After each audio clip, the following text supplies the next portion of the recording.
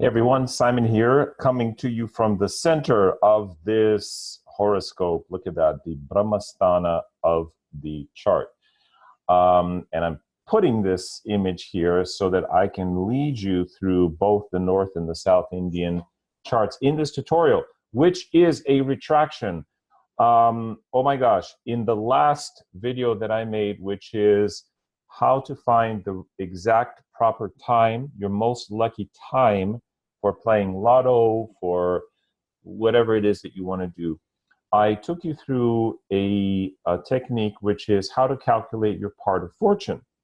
However, I did that after having recited the mantra called Aditya Hridayam.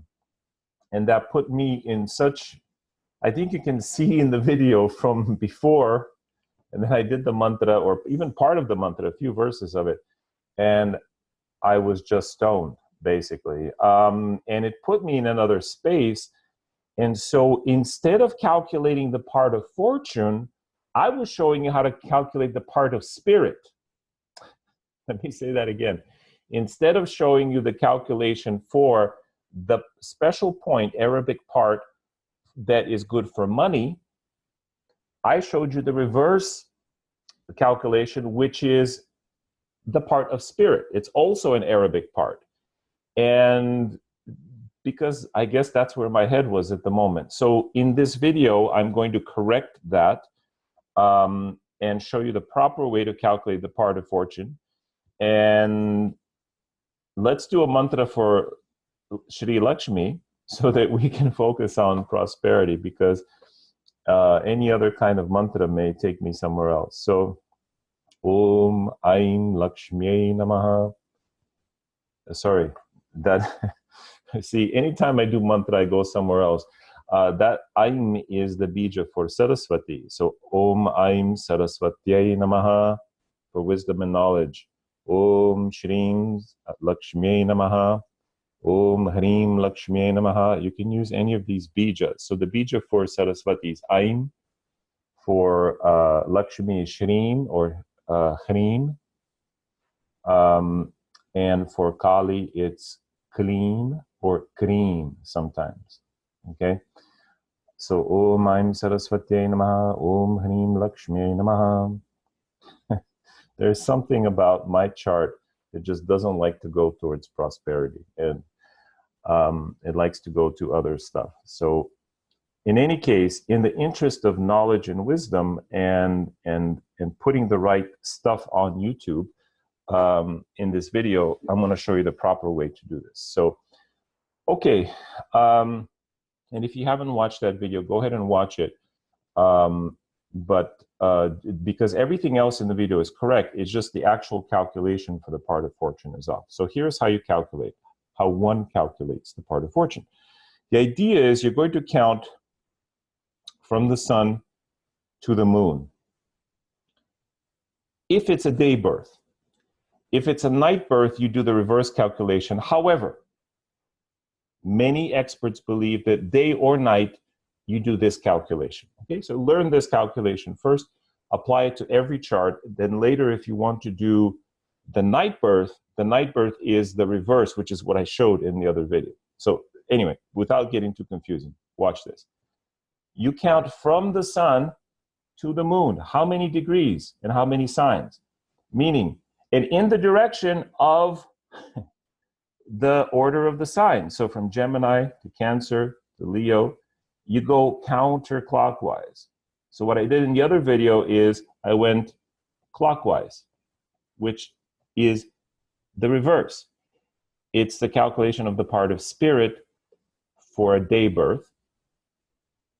And it's a calculation for the part of fortune for a night birth, if you're separating night and day birth.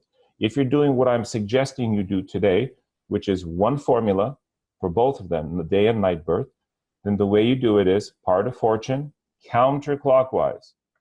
Part of spirit, clockwise. Now, what is this part of spirit? Where your part of spirit falls, the house that it falls in, will be a source of enlightenment for you. If there are planets conjoined with your part of spirit, they will be sources of enlightenment for you. Incompatibility charts. This came out with Tom Hanks and his wife Rita Wilson. In our class, the compatibility protocol, we looked at their compatibility, and it was fascinating.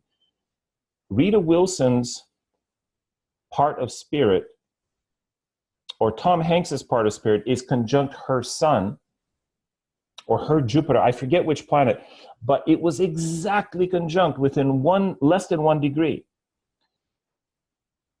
No, it was her planet conjunct his part of spirit. And what happened, he converted to, I believe, Greek Orthodox religion for her. Her influence was so profound that it had a spiritual effect on his life. So the part of spirit is no joke, and you can use it in individual charts and in compatibility to see what person activates what, as well as the part of fortune. So if your Jupiter sits on my part of fortune, you're going to be a source of money for me, whether you're my boss, my employee, my lover, my enemy, whatever it is, my lawyer. If your planet, the sun, for example, sits on my part of fortune, you're going to enliven my wealth capacity.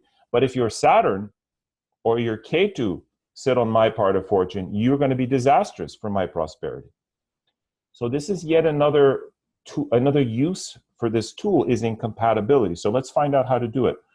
So the sun counting to the moon, okay? So how many houses away is the moon from the sun? So counting inclusively, we count 1, 2, 3, 4, 5, 6, 7, 8, 9. So the moon is 9 houses away from the sun. Again, counting counterclockwise. Okay? Okay, so 9 houses. Let's just make a note of that. And then from the sun's degrees, let's say it's about 7 degrees, to the moon's degrees, look, it's 8 degrees. What's the difference? They go up 1 degree. So plus 1 degree. So we're going to go plus 9 houses plus 1 degree. But wait, what if the moon was at 3 degrees and the sun is at 7? What do? Then you're going to say, instead of plus 1 degree, let me get the eraser, right? You're going to say, if the moon is at 3 degrees and the sun is at 7, you're going to say minus 4 degrees. That's how you do it. Okay? If the sun were at 29 degrees and the moon is at 8, then that would be minus 21 degrees. So now you have your instructions. These are the instructions. What do you do? Okay, how do you use these? This is what you go from the lagna.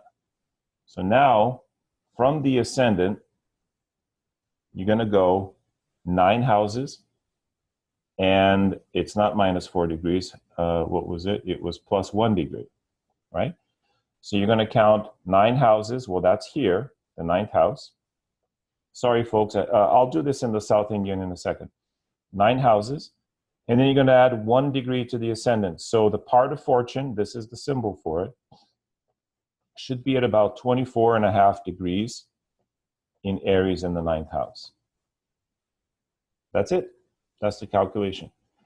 Now to calculate the part of spirit, you do this in the reverse, which is what I showed in the previous video. So I didn't show you a wrong calculation. I just showed you the calculation for a different part, which is the second most important of the Arabic parts. The most important is the part of fortune. The second most is the part of spirit. So here it is. Count from the sun to the moon going clockwise. So part of spirit is clockwise. Let's just call it CW. Part of fortune is anti-clockwise. Okay? I've got terrible handwriting. Even not on the computer. Anyway, so 1, 2, 3, 4, 5 houses away. Let's do this in the South Indian chart, okay? So I said I was going to do it. I'm going to do the part of spirit in the South Indian. So counting from the sun. Now, if I were to count clockwise, this would be what? part of fortune. Okay, so counting clockwise, this is 9 houses, right? Or 9 rashis away. And then plus 1 degree. So plus 9 rashis, plus 1 degree. You see that? It's easier in the South Indian. So doing the part of spirit is going backwards. From the sun back to the moon is 5 houses. Now, it's still plus 5. Even though you're going back, it's 5 houses away. So 5 houses, and then plus 1 degree. Okay? And now counting from the ascendant, that puts it in the 5th house, 24 degrees. And now look at what's very interesting. For this person, 24 degrees is the part of spirit, and they have Saturn and Ketu there. Wow. Conjunct the part of spirit. So now this becomes a very sensitive point. What could that mean? Well, this is a prashna, and so this does indicate what we're doing at this moment and what the mistake that I made in the last chart. But you know, Saturn conjunct the part of spirit suggests that spirituality comes to you from service. Saturn Ketu suggests the occult, suggests things like Santeria, voodoo, alternative methods, non-traditional spirituality. Okay, for one, Agora, Tantra, things like this, particularly because it's also the 5th house. The 5th house is the house of Tantra.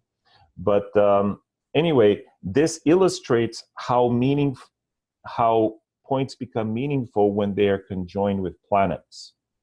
They also become meaningful when they're conjoined with cusps, like the cusp of the 1st house, the cusp of the 7th house, or any of the other house cusps. How do we find those? Well, you can see here on the bottom, I have the cusps of all of the houses. And so let's say the part, well, look at that. The part of spirit, which is at 24 degrees, it happens to be conjunct the 5th house. So perhaps the person finds enlightenment through having children, although this chart does not suggest children. In fact, it suggests the opposite. Or having disciples, working with disciples. But the 5th house is also mantra, yantra, and tantra. So this is a classic chart for alternative spiritual practices. So anyway, I wasn't going to go into this, but when you see a point conjoined with either a cusp or a planet, it's going to emphasize the meanings of that point through the lens of that planet. All right, so to review, we calculate the part of fortune by going counterclockwise counterclockwise from the sun. Part of spirit by going clockwise.